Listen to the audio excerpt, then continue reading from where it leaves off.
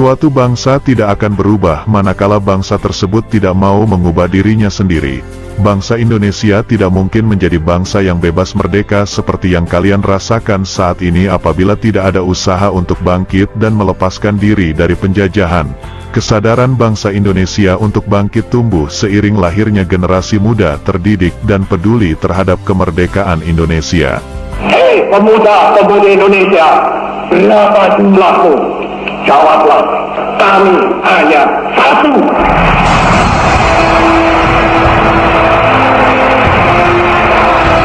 Hei pemuda-pemudi, hei seluruh rakyat Indonesia, mari kita berjalan terus dengan alat, antara lain alat persatuan Indonesia. Satu bahasa, satu darah air, satu bangsa Indonesia. Bersama-sama kita melanjutkan revolusi ini. Bersama-sama kita mensukseskan ini. Penjajah Belanda dapat menguasai bangsa Indonesia dalam waktu yang lama karena bangsa Indonesia mudah dipecah belah dan perjuangan yang dilakukan bangsa Indonesia masih bersifat kedaerahan. Budi Utomo sebagai organisasi nasional pertama meletakkan semangat kebangkitan nasional bagi perjuangan bangsa Indonesia dalam meraih kemerdekaan. Begitu pentingnya kita memahami dan meneruskan nilai kebangkitan nasional tahun 1908. Dalam bab ini kalian akan mempelajari dan membangun semangat kebangkitan nasional tahun 1908. Pada gilirannya, kalian dapat menjadi generasi penerus yang dapat menunjukkan semangat kebangkitan nasional. Kondisi bangsa Indonesia sebelum tahun 1908.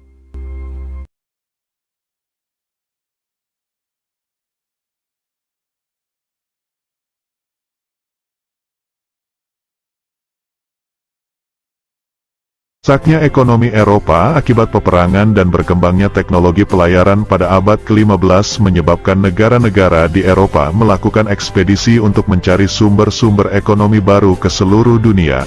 Ekspedisi ini banyak menemukan sumber ekonomi dan lahan baru untuk dilakukannya perdagangan. Ternyata kemudian, bangsa Eropa tidak hanya melakukan perdagangan melainkan langsung menguasai dan menjajah negara-negara yang mereka anggap baru diketemukan.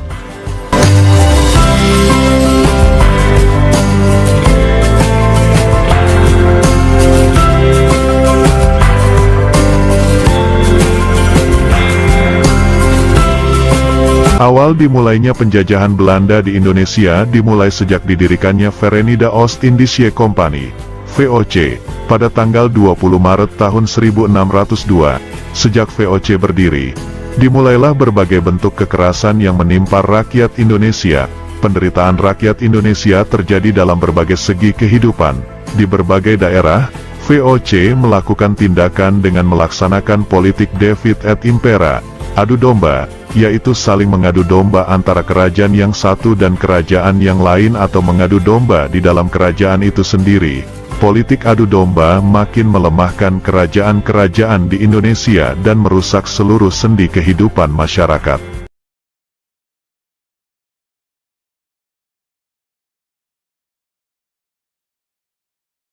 Penderitaan berlanjut karena Belanda kemudian menerapkan kultur stelsel tanam paksa. Peraturan tanam paksa diterapkan oleh Gubernur Jenderal Hindia Belanda Van den Bosch tahun 1828.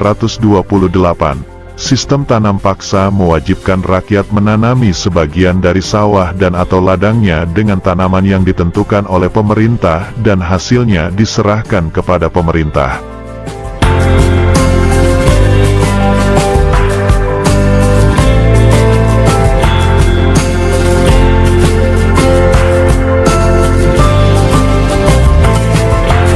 Tanam paksa menyebabkan rakyat diperas bukan hanya tenaga melainkan juga kekayaannya sehingga mengakibatkan banyak sekali rakyat yang jatuh miskin.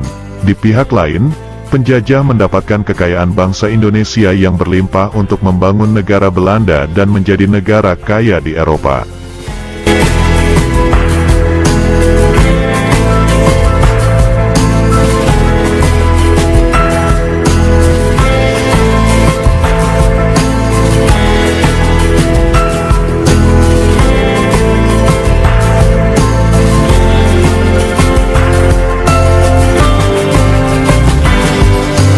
Penderitaan bangsa Indonesia menumbuhkan benih perlawanan di berbagai daerah. Perjuangan melawan penjajah dipimpin ulama atau kaum bangsawan, Sultan Hasanuddin di Sulawesi Selatan, Sultan Ageng Tirtayasa di Banten, Tuanku Imam Bonjol di Sumatera Barat, Pangeran Diponegoro di Jawa Tengah, memimpin perjuangan rakyat melawan penjajah. Perjuangan rakyat untuk mengusir penjajah belum berhasil. Hal ini disebabkan perjuangan masih bersifat kedaerahan dan belum terorganisasi secara modern.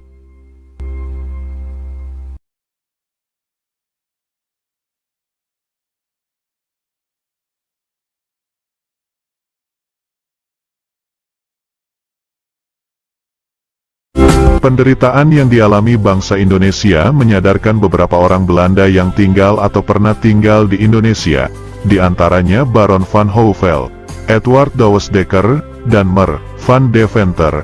Edward Douwes Dekker, terkenal dengan nama samaran Multatuli, menulis buku Max Havelaar pada tahun 1860. Buku ini menggambarkan bagaimana penderitaan rakyat Lebak, Banten akibat penjajahan Belanda. Mer van Deventer mengusulkan agar pemerintah Belanda menerapkan politik balas budi, etise politik. Politik balas budi terdiri dari 3 program, yaitu edukasi, transmigrasi, dan irigasi. Atas desakan berbagai pihak, akhirnya pemerintah Belanda menerapkan politik balas budi. Politik balas budi bukan untuk kepentingan rakyat Indonesia melainkan untuk kepentingan pemerintah Belanda.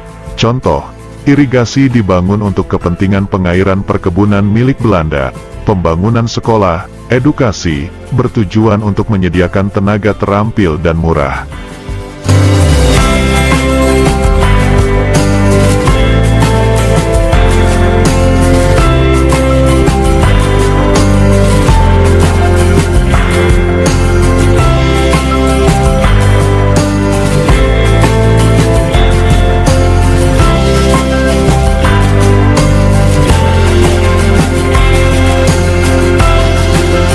Di sisi lain, pembangunan sekolah melahirkan dampak positif bagi bangsa Indonesia, yaitu munculnya masyarakat terdidik atau mulai memiliki pemahaman dan kesadaran akan kondisi bangsa Indonesia yang sebenarnya. Bangsa Indonesia saat itu kondisinya bodoh, terbelakang, dan kemiskinan merajalela. Mereka yang mengenyam pendidikan dan sadar akan nasib bangsanya selanjutnya menjadi tokoh-tokoh kebangkitan nasional.